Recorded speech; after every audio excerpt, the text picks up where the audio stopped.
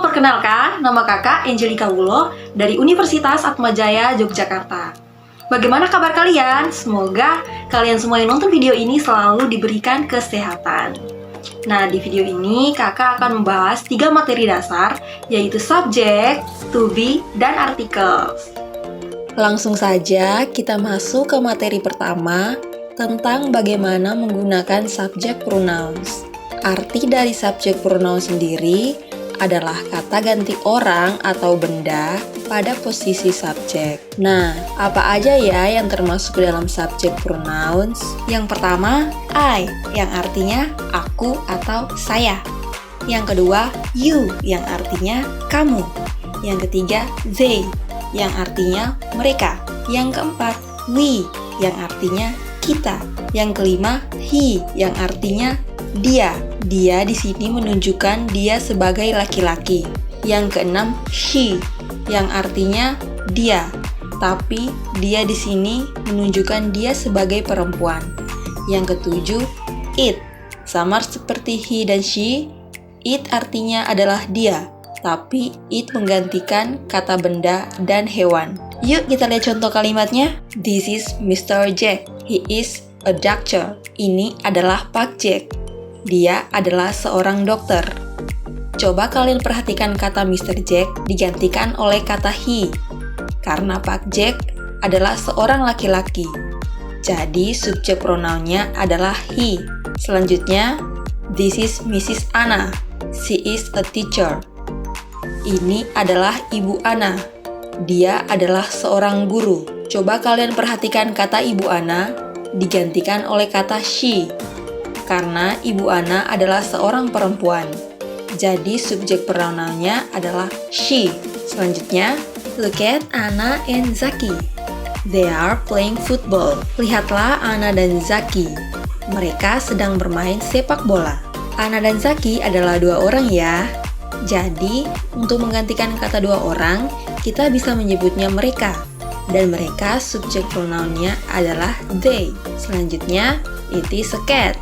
Lalu it untuk tulisan it yang berwarna merah untuk menggantikan kata cat, yaitu kucing.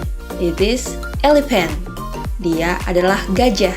It di sini juga menggantikan kata hewan, yaitu dia adalah gajah. It is a book. It di sini juga menggantikan kata benda, yaitu buku. Materi yang kedua adalah to be. To be sering dikenal dengan kata bantu atau kata penghubung antara subjek dan objek. Tentu teman-teman sudah tahu ya apa itu subjek dan objek. To be dapat diartikan dengan adalah. Yang perlu diperhatikan adalah to be dapat berubah ya sesuai dengan kapan sesuatu terjadi. Ulangi, kapan sesuatu terjadi. Nah, sesuatu terjadi biasanya dalam bahasa Inggris ada 4 kondisi. Yang pertama, sekarang, atau bahasa Inggrisnya present. Kemudian, sedang terjadi atau sedang berlangsung, disebut dengan continuous. Kemudian, sudah atau telah terjadi pada masa lalu, disebut dengan past. Kemudian, akan.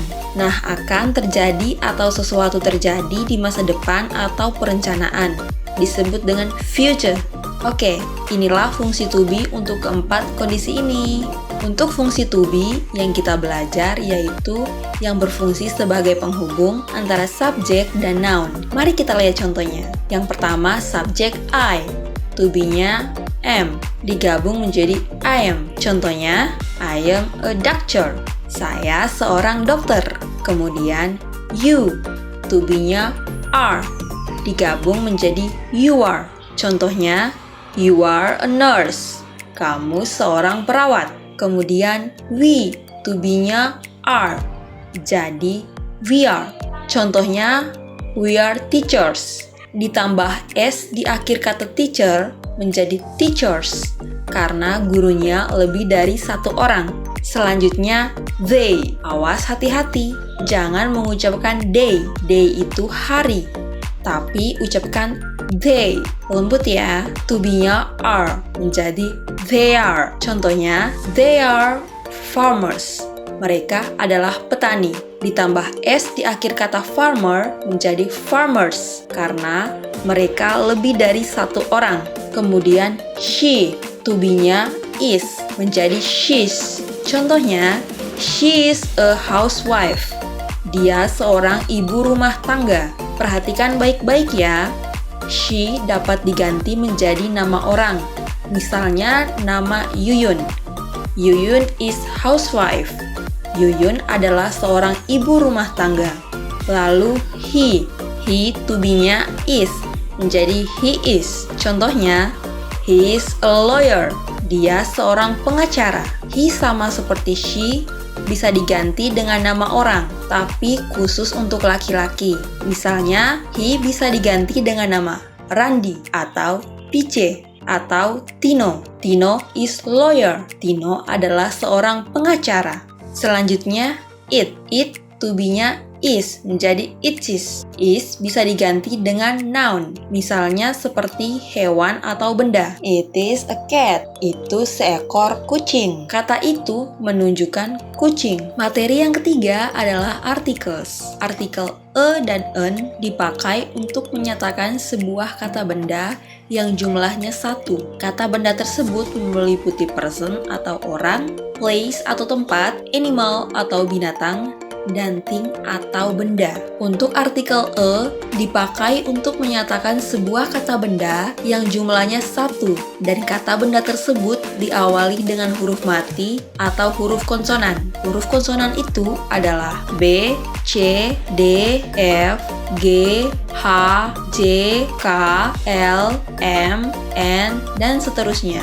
Mari kita lihat contohnya. He is a chef. Sebelum kata chef terdapat artikel e yang huruf depannya konsonan C. Jadi dia menggunakan artikel e. Begitu juga dengan it is a banana. Sebelum kata banana ada huruf konsonan depan adalah B. Maka artikel yang tepat adalah e. Perhatikan baik-baik ya. Kemudian artikel en dipakai untuk menyatakan sebuah kata benda yang jumlahnya satu yang diawali dengan huruf hidup yaitu A, I, U, E, O. Contohnya, it is an apple dan it is an ocean.